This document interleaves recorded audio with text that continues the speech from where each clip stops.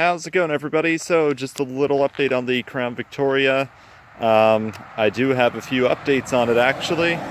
Take a look at these rims, all fresh paint on it, starting to get a little dirty already. I just repainted them last night. So fresh gloss black, which looks a lot better. And best of all, as promised, look what we have here. The P71 Honeycomb Grill. Now that looks much better than what it did before. The car, I actually bought it for $25 off of somebody from around here, so that was a good steal. The paint only cost me 16 bucks. I got the Rust-Oleum gloss black paint, turned out awesome. The only one that messed up was the right front rim, actually, but the rest of them nice and smooth, well done, great finish. Honestly, makes the car look 3 to 4 years younger at least. Really not a whole lot of updates besides that on the car. Have it up to 150,000 kilometers now, or almost 150,000, sitting at 148,000 and some odd to be exact. I did buff out the bottom of the left rear door just a tad to get rid of the rust there to slow it down. I'm gonna get that done professionally soon, but right now just don't have the time to let the car go. And also you can see in and around here where we have some rust starting to form. I don't know if it's showing up well on the camera. There's some rust coming in here and also here. So I definitely need to get those spots touched up fairly soon. Underbody isn't too bad. I mean, it's average for being an 11-year-old salt belt car. And a lot of you sitting down south are probably like, holy shit, that's a lot of rust. But I'll tell you, that is the norm around here.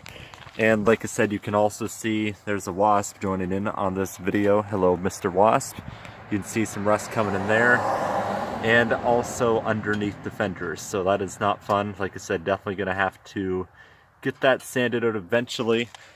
Car has been amazingly reliable still, which is not surprising considering the type of car it is. Really, absolutely no complaints in that respect. It's just been deadbeat reliable.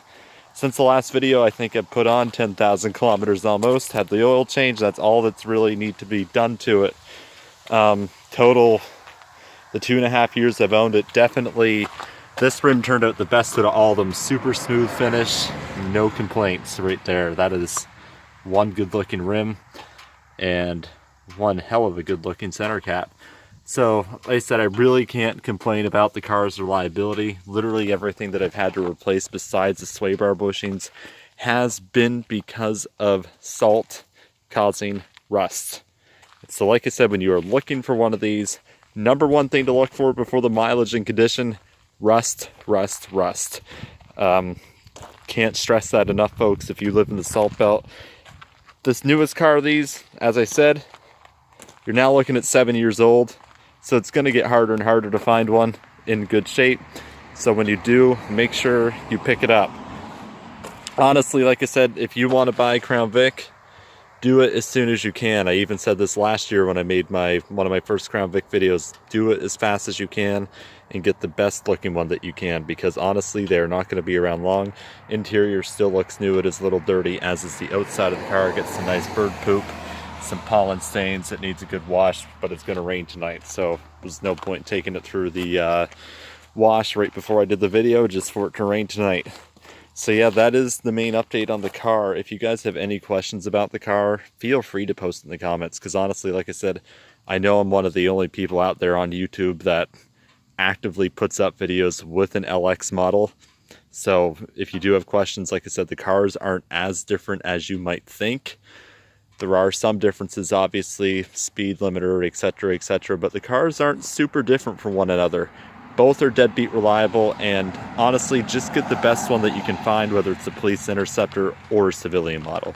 Thank you guys so much for watching, and I will hopefully do a more in-depth video and probably a 2.5-year ownership review soon. I just don't have the time to do that right now. So we'll fire it up and rev the... Oh, fuck, the keys are in my pocket, so... We will fire up the engine and give it a quick rev before I end this video, because I think you all deserve that. Ignore the low washer fluid warning. It's a lie. Fires up perfectly. Oh, there's copyright problems. Got to turn off that radio. There we go. Thank you guys so much for watching. Have a good one. See y'all next time.